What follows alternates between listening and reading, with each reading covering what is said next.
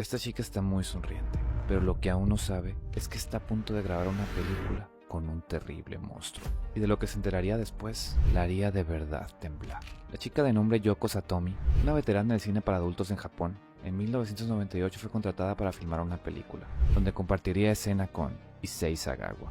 Una vez terminada la filmación, Sagawa le contó quién era realmente y qué había hecho. Al saber la historia, Yoko sintió un tremendo pavor. No obstante, ella no se alejaría de él en los años venideros, y esto es uno de los detalles que hicieron de este caso uno de los más escalofriantes. Guarda muy bien esta amistad, porque al final vas a entender hasta dónde llegó. ¿Quién era ese tal Issei Sagawa? Para saberlo tenemos que ir a 1949, a la ciudad de Kobe, en Japón, donde nació en una familia adinerada e influyente. Issei nació prematuro, tan pequeño que según su propio padre cabía en la palma de una mano. Creció enfermizo, débil y retraído. De adulto medía apenas 1,5 metros y pesaba 35 kilos. Y él mismo confesaría que desde niño desarrolló una fascinación enfermiza por las mujeres occidentales altas, sanas y hermosas. Todo lo que él sentía que no era, ni tenía. Decía que quería absorber su energía. Y esa palabra, absorber, es lo que marca la tragedia que se viene.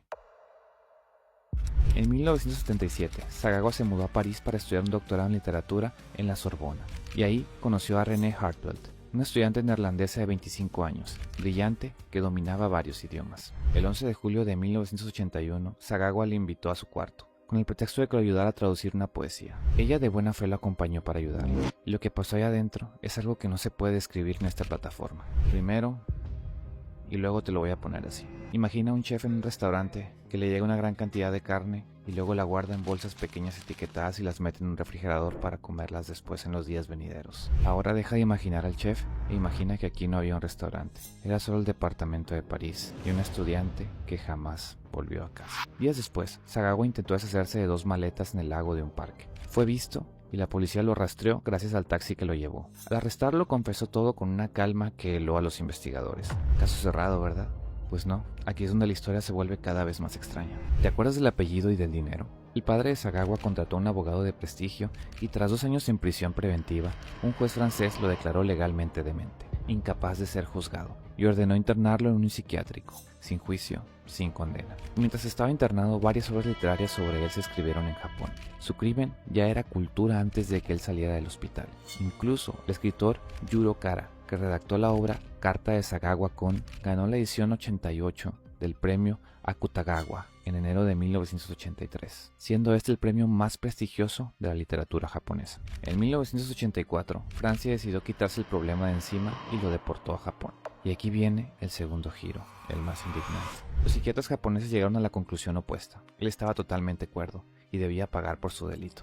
Pero Francia ya había cerrado el caso y se negó a entregar los expedientes. Y sin esos documentos, Japón no tenía pruebas para acusarlo de un crimen cometido al otro lado del mundo, resultando que en 1986 Sagawa se dio de alta él solo del hospital, cruzó la puerta y salió caminando como un hombre libre, un criminal confeso que nunca pisó una prisión, y así viviría 36 años. Y aquí es donde entra la parte que retrata el otro lado de la sociedad japonesa, porque Sagawa no se escondió, se volvió famoso, escribió más de 20 libros, dibujó un manga sobre su propio crimen e incluso apareció en programas de televisión como invitado especial. Además, actuó en películas para adultos y agárrate, trabajó como crítico de restaurantes para una revista. Sí, así es, el hombre de las bolsas etiquetadas reseñando comida, degustándola. Además, la hipocresía no solo fue japonesa, hasta los Rolling Stones le compusieron una canción. El mundo entero decía estar horrorizado mientras compraba sus libros, lo invitaban a sus programas y le pagaban por entrevistas. Y años después, en un documental se contó cómo vivió esa época dorada viajando, gastando en fiestas y dándose la gran vida con el dinero de su propia infamia. Pero lo más perturbador no era eso, era la gente. Sagawa recibía cartas de admiradoras, mujeres que sabían perfectamente quién era y aún así lo buscaban.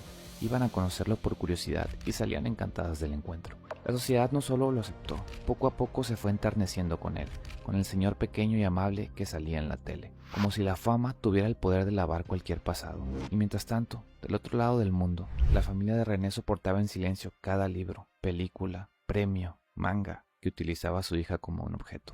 Su hermano declaró que era un sufrimiento de todos los días, y los padres llegaron a pedir que le prohibieran la entrada a su país por miedo a que el tipo se presentara ahí, porque para ellos René no era un personaje de un manga, era su hija, una estudiante que simplemente salió una tarde a ayudar a un compañero con la mejor intención. Pero el tiempo lo alcanzó, o tal vez el karma. Para los 2000 su fama se apagó, se endeudó con prestamistas, vendió hasta el violonchelo de su hermano para sobrevivir y en el 2013 un derrame cerebral lo dejó en la silla de ruedas, dependiente de la asistencia social y de su hermano menor, quien cargó toda la vida con la vergüenza y aún así lo cuidó hasta el final.